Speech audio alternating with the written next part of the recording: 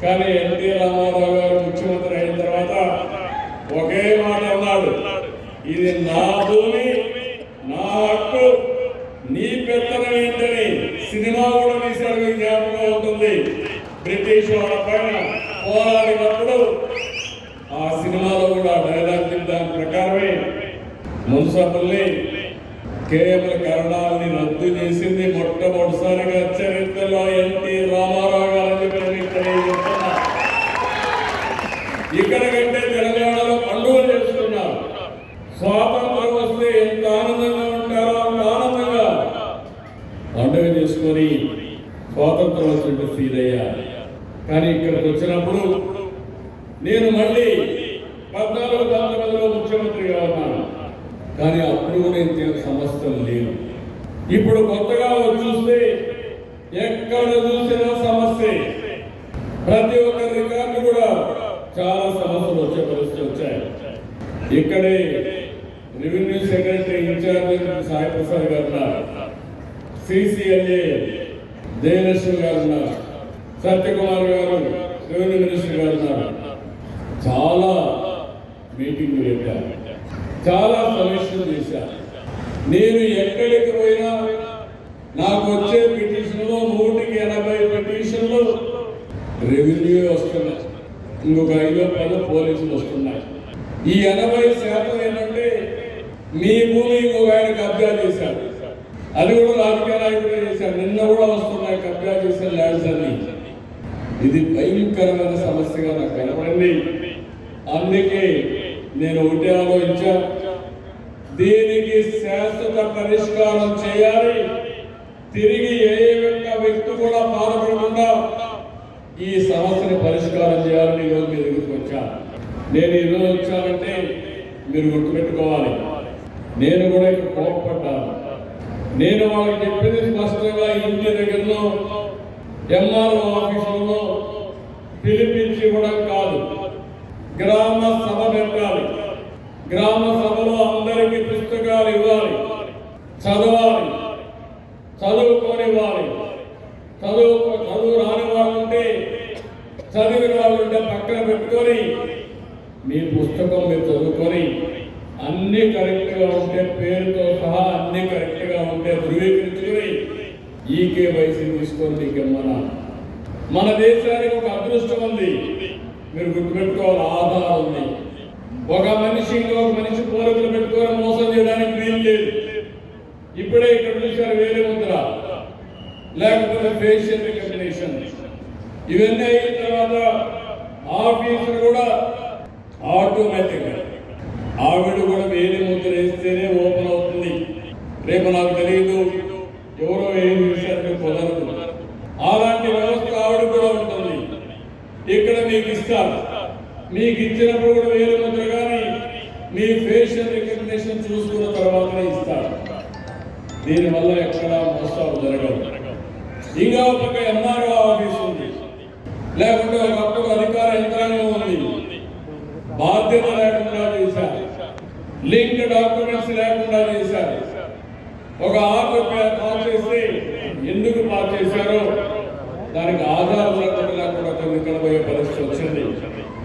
ఇప్పుడు అందుకే అన్ని కూడా సర్వే చేపిస్తున్నాం, ఒక పద్ధతి ప్రకారం చేస్తున్నాం.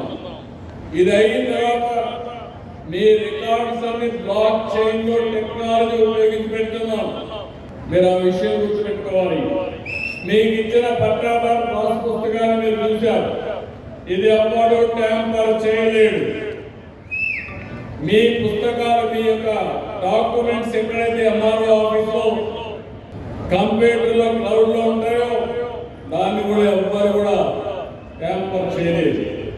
ప్రపంచంలోని best technology block chain technology, ఎలాంటి ట్యాంపర్ చేయడానికి వీలు లేకుండా ఉండే టెక్నాలజీ.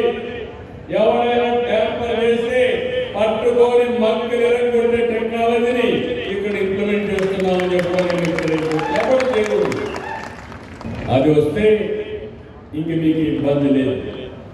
ఈరోజు మీరు ఇక్కడ చూశారు, మీరు ఎక్కడైనా సరే స్కానింగ్ చేసి మీ పుస్తకంలో ఒకసారి ఆ స్కానింగ్ చేస్తే మీ భూమి మీ పేరుతో ఉందా లేదా అని ఆటోమేటిక్గా తెలిసిపోతుంది. ఎవరైనా మీకు డౌట్ ఉంటే ఖర్చు కూడా లేదు, ఫోన్ ఉంటే ఒకసారి స్కానింగ్ చేసుకొని చూసుకోండి. నిద్ర పోయేటప్పుడు ఒకసారి చూడండి, నిద్ర లేచినప్పుడు ఒకసారి చూడండి. మీ భూమి మీ పేరుగా ఉందా లేదా ఒకసారి చెక్ చేసుకొని హాయిగా పడుకొని నిశ్చింతగా పడుకునే పరిస్థితి తేవాలని నా అభిమతం. అందుకనే ఈ కార్యక్రమానికి శ్రీకారం చుట్టాను. ఇంకో పక్కన మీరు అమెరికాలో ఉన్నా, ఇక్కడ మీ ఊర్లో ఉన్నా, మీ పొలానికి ఒకవేళ కనుక కొంతమందికి దారి తెలియకపోతే బయట మీ ప్రజలు తెలియకపోతే నేరుగా క్యూఆర్ కోడ్ పెట్టి గూగుల్ మ్యాప్లో నేరుగా మీ పొలంలో మీరు తెలిసిపోతుంది. ఆ బాధ కూడా లేదు. ఇప్పుడు ఇలాంటి ఫీచర్స్ అన్ని పెట్టి క్యూఆర్ కోడ్ పెట్టాం. లింక్ డాక్యుమెంట్స్ కూడా బ్రిటిష్ వాళ్ళ పీరియడ్ నుంచి ఉండే లింక్ డాక్యుమెంట్స్ అన్ని కూడా కలెక్ట్ చేస్తా. ఒకసారి మనకు ఆర్కోస్లో కొన్ని రికార్డ్స్ ఉంటాయి, అవి కూడా కంప్యూటరైజ్ చేస్తాం. అవన్నీ డేటా వేర్ హౌసింగ్ లో పెడతాం. మిగిలిన రిలవెంట్ డాక్యుమెంట్స్ అన్ని క్లౌడ్ లో పెడతాం. ఎప్పటికప్పుడు ఎలాంటి అవకతవకలు లేకుండా చేసే బాధ్యత మాదని నేను అందరికీ ఇస్తున్నాను. ఈ రోజు మీరు ఒకసారి చూస్తే వీళ్ళు చేసిన పనికి మళ్ళా రీసర్వే చేసి 6,688 గ్రామాల్లో రీసర్వే పూర్తయింది. 4,783 గ్రామాల్లో పాసు పుస్తకాలు ముద్రించాం. 22,33,000 పాసు పుస్తకాలు సిద్ధంగా ఉన్నాయి. మండపేట నియోజకవర్గం 36,032 పాసు పుస్తకాలు పంపిణీ చేయాలని నిర్ణయించాం. తనిఖీలో కొన్ని లోపాలు కూడా వచ్చాయి జిల్లాలో. ఇవన్నీ చూస్తే 1,18,000 రాష్ట్రం మొత్తం 1,18,000 పాస్ పుస్తకాల్లో లోపాలు ఉంటే అవన్నీ కూడా సరి చేస్తున్నాం. నేను ఒకే ఆదేశం ఇచ్చాను, స్పష్టమైనటువంటి ప్రొసీజర్ ఇచ్చాను. ఇవన్నీ కూడా సర్వే అయిపోయిన తర్వాత మీ దగ్గరకు వచ్చి ఎక్కడ మీ భూమి ఏ పేరుతో ఉంది, ఏ జాయింట్ ఎల్ఎం ఉంది, ఒరిజినల్ సర్వే నెంబర్ ఎంత ఉంది, ఎన్ని జాగాల్లో డిఫరెంట్ ఎల్ఎం ఉన్నాయి, అవన్నీ కూడా తీసుకొస్తాను. అవి తీసుకొచ్చి మీ అందరికి కూడా ఒక ప్రూఫ్ ఆఫ్ కాన్సెప్ట్ కింద ఒక లెటర్ ఒకటి ఇచ్చి మీరు చదువుకొని ఇది కరెక్ట్గా ఉందంటే అది కూడా మీరు కూడా మళ్ళీ ఈకేవైసీ కూడా తీసుకుని మీరు కరెక్ట్గా ఉందంటే అవి ప్రింటింగ్ పంపిస్తారు. ప్రింటింగ్ పంపించిన తర్వాత మళ్ళీ ఆ ప్రింట్ వస్తే పుస్తకాలు వస్తాయి, అవి కూడా మీరు తీసుకొస్తారు, మళ్ళా చదివిపిస్తారు.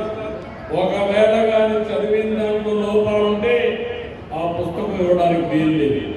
నేను ఈరోజు మీకు ఇస్తున్నానంటే నిన్నటి వరకు జరిగిన ట్రాన్సాక్షన్స్ అన్నీ కూడా రిజిస్ట్రేషన్స్ అన్ని పరిగణన తీసుకుని నాకు ఎంత డబ్బులైనా పర్వాలేదు లేటెస్ట్ పాస్బుక్ మీకు ఇచ్చే బాధ్యత ఈ ప్రభుత్వం తీసుకుంటామని మీ అందరికీ ఆలోచిస్తున్నాను. దీనివల్ల మీకు ఒక భరోసా, ఒక భద్రత వచ్చే పరిస్థితి వస్తుంది. ఇంకో పక్క నేను ఒక కార్యక్రమానికి శ్రీకారం చుట్టాను. సంవత్సరం కాల పరిమితి పెట్టుకున్నా, 12 నెలల టైం ఇచ్చా. ప్రతి నెల 1వ తారీఖు పింఛన్లు ఇవ్వాలి. పేదల సేవలో కార్యక్రమం ఉంది. 2వ తారీఖు నుంచి కార్యక్రమం ప్రారంభమవుతుంది. 2 నుంచి 9 వరకు ఇస్తాను. 9వ తారీఖు నేను వస్తాను. ఒక ఊర్లో నేను చూస్తాను, ఇప్పుడే చూశా. ఈరోజు నాకు తృప్తిగా లేదు. ఇచ్చిన ప్రతి ఒక్కరిని ఇక్కడ కూర్చోబెట్టి నేను ఏదో పబ్లిక్ మీటింగ్ రాలేదు. ఈరోజు నేను ఒక పర్పస్ కోసం వచ్చా, ఒక పని మీద వచ్చా. పని మీద వచ్చినప్పుడు ఆ 900 మంది ఎంతమందికి పట్టాదారు పాస్ పుస్తకాలు ఇస్తే అంతమంది ఇక్కడ కూర్చొని ఒకసారి వాళ్ళు చూసి మాకందరికి కరెక్ట్గా ఉన్నాయని చెప్పుంటే నేను చాలా సంతోషించేవాడిని. అది నా అభిమానం. నేను కానీ మీకు ఇవ్వాలనుకుంటున్నాను. నేను అన్ని ఇవ్వలేదు గ్రామ సభలు పెట్టి ప్రజా సమక్షంలో ఈ పుస్తకాలు ఇవ్వాలనుకుంటున్నాం.